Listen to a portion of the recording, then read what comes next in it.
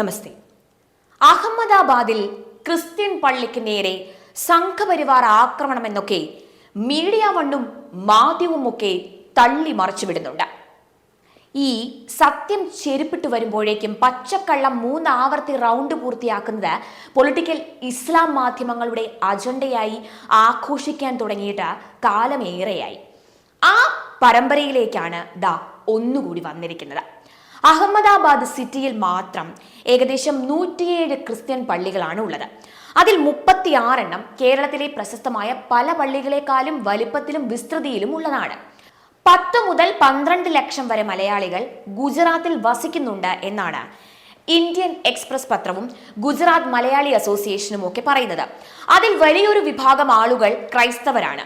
എല്ലാ ചർച്ചുകളിലും കുരിശിന്റെ വഴിയും ഈസ്റ്റർ ആഘോഷങ്ങളിലും വളരെ കമനീയമായി തന്നെ നടന്നു. പതിറ്റാണ്ടുകളായി അങ്ങനെ തന്നെയാണ് കാര്യങ്ങൾ അവിടെ നടന്നു പോരുന്നത്. എന്നാൽ ഉൾഗ്രാമമായ ഒഡാവയിൽ ഒരു ചെറിയ വാടക കെട്ടിടത്തിൽ പ്രവർത്തിച്ച പെന്തക്കോസ്തുകാരുടെ ഒരു പ്രാർത്ഥനാ ചടങ്ങിൽ നിർബന്ധിത പരിവർത്തനം നടക്കുന്നു എന്നുള്ള ആരോപണവുമായിട്ടാണ് വിശ്വ ഹിന്ദു പരിഷത്ത് അവിടെ പ്രകടനം നടത്തിയത്. ഒരു പ്രാർത്ഥനാ മുറിയിലേക്ക് വടിയുമായി കയറി ചെല്ലുന്നത് തീർച്ചയായിട്ടും തെറ്റ് തന്നെയാണ്. അത് ഒരു കാരണവശാലും അംഗീകരിക്കാൻ സാധിക്കുകയുമില്ല. പക്ഷേ ഈ VHP വിശ്വ ഹിന്ദു പ്രവർത്തകരുടെ ഒപ്പം അവിടെ പോലീസും എത്തിയിരുന്നു എന്നുള്ളതാണ് യഥാർത്ഥ വാർത്ത. അവിടെ ഒരു ആക്രമണവും നടന്നിട്ടില്ല എന്ന് അഹമ്മദാബാദ് പോലീസ് തന്നെ സാക്ഷ്യപ്പെടുത്തിയിട്ടുമുണ്ട്. അവിടെ എത്തിയ ആളുകൾക്കെതിരെ പാസ്റ്റർ പരാതിയും നൽകിയിട്ടില്ല എന്നും പോലീസ് പറയുന്നുമുണ്ട്. ഇതാണ് വാസ്തവം എന്നിരിക്കെ സംഘപരിവാർ പള്ളി തകർക്കുന്നു, ആക്രമണം നടത്തുന്നു എന്നൊക്കെയാണ് ഞാൻ നേരത്തെ പറഞ്ഞ പോലെ മീഡിയ വണ്ണും മാധ്യമവും ഒക്കെ തള്ളി മറയ്ക്കുന്നത്.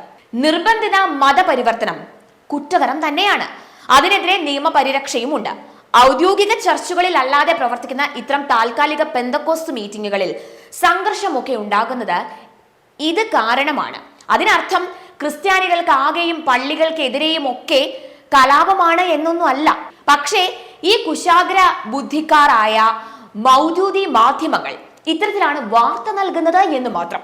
സംഘപരിവാർ എന്നാൽ പള്ളി പൊളിക്കാൻ നടക്കുന്നവരും ക്രൈസ്തവ വിരോധികളുമാണ് എന്ന വ്യാജ പ്രതീതി ഇവിടെ ഒക്കെ നിലനിർത്തിക്കൊണ്ട് പോകണമെന്നാണ് അവർ കരുതുന്നത്. അതിനു വേണ്ടിയാണ് ഇവർ ഇത്തരത്തിലുള്ള അർത്ഥസത്യങ്ങൾ മാത്രം കാണിച്ചുകൊണ്ട് വാർത്തകൾ പ്രചരിപ്പിക്കുന്നതും.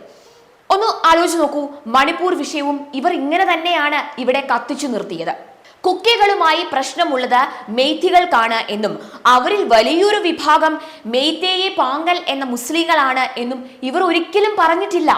വഖഫ് ബില്ലിനെതിരെ 10,000-കണക്കിന് മെയ്തേയി മുസ്ലിങ്ങളാണ് അക്രമാസക്തമായ പ്രതിഷേധ സമരം നടത്തിയതെന്ന് ഓർക്കണം. അവർ കുക്കികൾക്കെതിരെ കാട്ടിക്കൂട്ടുന്ന രാക്ഷസീയതകളുടെ ഉത്തരവാദിത്വവും സംഘപരിവാറിന്റെ തലയിലിടാനാണ് ഈ മൗദൂദി മാധ്യമങ്ങളുടെ ശ്രമങ്ങൾ അത്രയും. മണിപ്പൂരിലെ ഗോത്രങ്ങൾ തമ്മിലുള്ള കലാപത്തെ ക്രൈസ്തവ ഹൈന്ദവ യുദ്ധമാക്കി വ്യാഖ്യാനിച്ചുകൊണ്ട് അതിൽ സംഘപരിവാറിനെയും BJPയും ഒക്കെ ഇങ്ങനെ പ്രതിസ്ഥാനത്ത് നിർത്തിക്കൊണ്ട് രാഷ്ട്രീയ മുതലെടുപ്പ് നടത്തുകയും അവിടെ ഈ മെയ്തേയി പങ്കലുകൾ കാട്ടിക്കൂട്ടുന്ന അക്രമങ്ങളെ കണ്ടില്ല എന്ന് നടിക്കുകയും ചെയ്യുന്നതാണ് നമ്മുടെ പ്രബുദ്ധ കേരളത്തിലെ നിഷ്പക്ഷ മാധ്യമ പ്രവർത്തനം എന്നോർക്കണം.